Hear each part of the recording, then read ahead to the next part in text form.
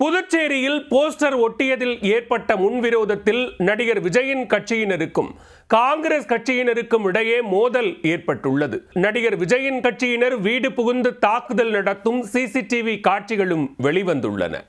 நடந்தது என்ன?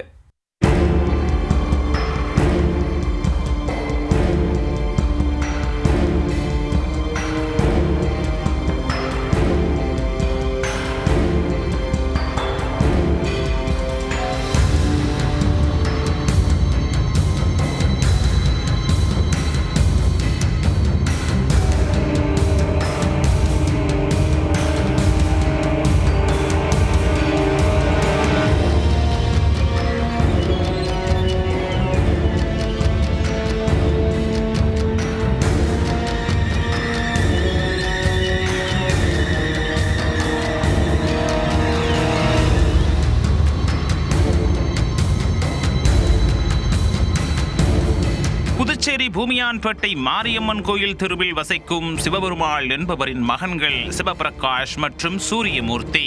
இவர்கள் இருவரும் காங்கிரஸ் கட்சியில் நிர்வாகிகளாக உள்ளனர். அதே பகுதியைச் சேர்ந்த அருள் பாண்டி நடிகர் விஜயின் தமிழக வெற்றிக் கழகத்தின் நிர்வாகியாக இருக்கிறார். விஜய் கட்சியினர் ஒட்டியிருந்த போஸ்டர் மீது காங்கிரஸ் கட்சியினர் போஸ்டர் ஒட்டியதாக கூறப்படுகிறது. இதனால் இரு தரப்புக்கும் இடையே ஏற்கனவே வாக்குவாதம் ஏற்பட்டு முன்விரோதம் வேறு இருந்திருக்கிறது.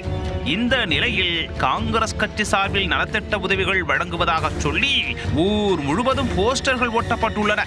இந்த போஸ்டர்கள் அனைத்தும் விஜய் கட்சியின் போஸ்டர்கள் மீதும் பேனர்கள் மீதும் வேண்டுமென்றே ஒட்டப்பட்டிருந்ததாக கூறப்படுகிறது.